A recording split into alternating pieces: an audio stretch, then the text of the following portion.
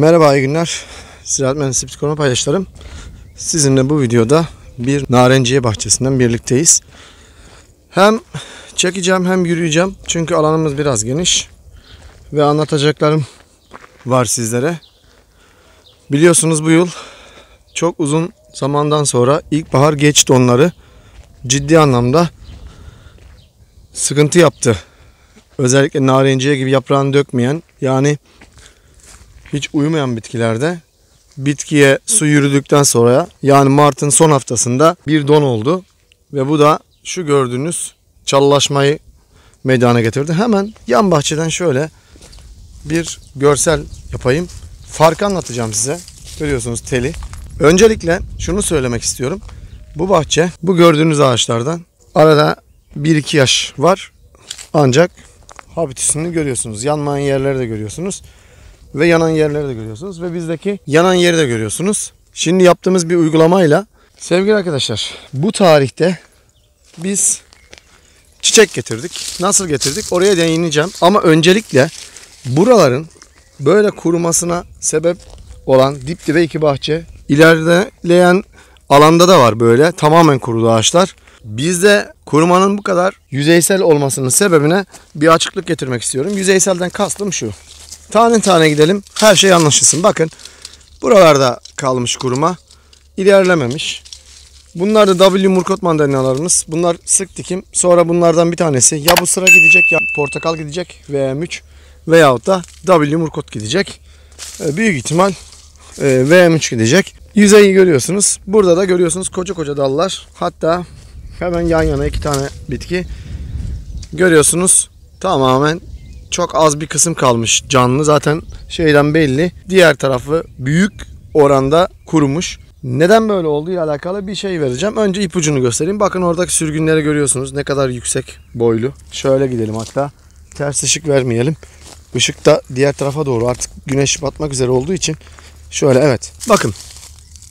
Şu sürgünleri görüyorsunuz. Sürekli dibe kadar kurumuş koca koca. Ama burada hemen dibindeki W. Murkot'ta bir şey yok. Hemen dönelim yan tarafa. Bunlarda bakın öyle bir şey yok. Burada o kadar büyük sürgün de yok. Sebebini size şöyle açıklayayım. Arkadaşlar biz her zaman olduğu gibi bütün serada da bu bitkilerde de ne kullanıyoruz?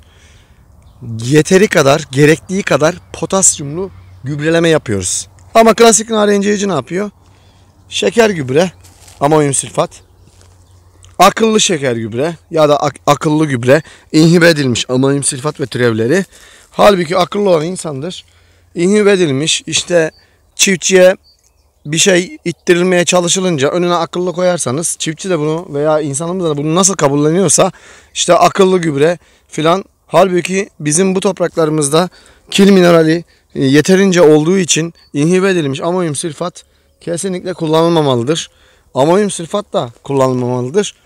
Bundan bu şekilde farklılığı görüyorsunuz. Zararlar görülmekte aslında tarım. Sadece bu yönde değil. Bu 43 yılda bir kez olmuş. 44 yılda bir kez, özür dilerim. Ancak her yıl olan bir şey var. Her yıl olan şey hastalıklara açık. İşte her yeri sarmış bir yaprak biti kolonisi. Unlu bitin çok ciddi anlamda yaptığı zararlar. Kabukta bozulmalar. Geçenlerde bir portakal paylaşmıştım topluluk sekmesinden. Bunların tamamı kalite düşüklüğü. İşte bize bu potasyumu yeterince vermememiz ve amonyum sülfat gübrelemesinden vazgeçmediğimiz için bizim programlarımız o yüzden hem narenciyede hem sebzede hiçbir şeye benzemiyor. Biz burada bu programları uyguladıktan sonra üstten ve alttan gelen durumu göreceğiz. Bakın az önce gösterdim. 16 Mayıs Antalya Kumluca'dayız. Hiçbir yerde böyle çiçek gelmiyor ve daha bu görüyorsunuz tomurcuk halinde. Bakın tomurcuk halinde ve bunların size meyvelerini, dönüştüğü meyveleri de göstereceğim. Allah izin verirse. Diğer bahçede bu yıl meyve alma ihtimalleri yok. Bir ileride bahçe var şöyle şu kısımda. Yani buranın güney doğusunda. Orası tamamen hemen hemen değil, yani bahçenin çoğunluğu tamamen kurudu. Bu arada W. Murkot da tek tük getiriyor ama narenciye de portakalın şu anda getirmesi biraz olağan dışı bir şey. Ve biz bu uygulamayı programımızı yaptık. Buraya dedik ki abi bunu işte ikinci kez atalım üstten. Alttan desteklemiştik zaten. Zamanı gelir gelmez yatarak veya bekleyerek değil, zamanında. Zamanlama çok önemli biliyorsunuz.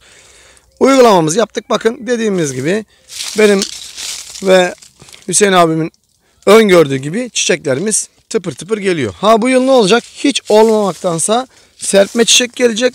Kaliteli meyve. Ağaç yorulmayacak. Hem kendisini tahmin edecek. Bakın görüyorsunuz açmış çiçekler. Gayet sağlıklı çiçekler bunlar. Meyvelerini de Allah izin verirse, Allah ömür verirse göstereceğim size. Ve dikkat etmemiz gereken şeylerden bir tanesi de bakın içlere doğru gidiyorum. Şu anda doğuya doğru gidiyorum batıdan. Bakın en yoğun yerler buralar. Burada da görüyorsunuz. Hep az önce dediğim gibi yüzeysel kurumalar.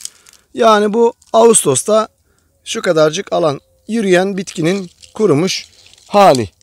Ağustos'ta. Diğeri Haziran'dan beri, hatta dikkat ederseniz orada tepeden aşağıya kurumuş ve kalınlığı hemen hemen böyle 3 santim rahat çapında var. Niye? Çünkü yeterince potasyumla gübrelemedi. Gübreleme formülasyonunu bilmiyor. Uygulamaları, yaprak uygulamalarını zamanında yapmıyor. Bitkiyi koruyamıyor. Biz Allah izin verirse birkaç ay sonra buranın böyle ok gibi olduğunu ve bu görüntülerin hepsinin geride kaldığını göreceksiniz. Göstereceğim size. Ama diğer tarafta böyle bir şey görmeyeceksiniz. O kurular eğer kesmezlerse, ki keserlerse zaten ağaçta bir aksam kalmayacak. Hiçbir şeye benzemeyecek. O yüzden lütfen gübrelemelerinizi yaparken uzman bir, profesyonel bir ziraat mühendisinden destek alın. Bitki koruma uygulamalarınız için de bu geçerli. Ayrıca budamalarınızı yaparken yine aynı şekilde rastgele insanları sokmayın. Yönlendirmelere dikkat edin. Yetişmiş yetkin ziraat mühendislerinden destek alın.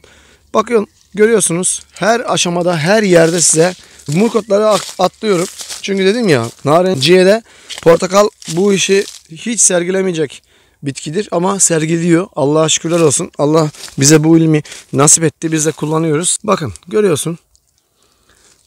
Ve burada yine söylüyorum size, yeniden göstereceğim durumu. Burası murkot. Hemen yanında portakal. Bakın hemen yanında portakal. Lütfen bunlara dikkat edin. Bitki besleme, bitki koruma gerçek anlamda profesyonellik işidir. Saçma sapan beslemelerle kalitemizi bozmayın. Burada isim vermedim. Burada neler yaptığımızı söylemeyeceğim. Çünkü daha önce birkaç videomda herkese yardımcı olsun, bunlara bir bakış açısı getireyim diye. Halbuki o başlığın altında da bunu bilgisel yönde de vermiştim. Hemen işte reklam yapıyorsun falan filan meselesi oldu. Burada hadi ürün ismi vermeyeyim ki inanmadığım ürünlerin isimlerini vermedim hiçbir zaman. Ve birkaç tane ürün ismi verdiğim çok böyle kritik videom var. Sebebi de muadilinin hemen hemen olmaması ve olanların bana göre, yani kullandığım bazıları var çünkü içerisinde, güvenilir olmaması. Bakın görüyorsunuz her yer çiçek. Burası bir narenciye bahçesi ve dondan etkilenmiş narenciye bahçesi ve dondan etkilenmiş alanın içinde bile çiçek var. Halen getiriyor. Yani yine söylüyorum, Allah'a şükürler olsun. En azından böyle bir şey elde etmişiz. Okulda ve arazide yatmamışız. Bu da murkot çiçeği.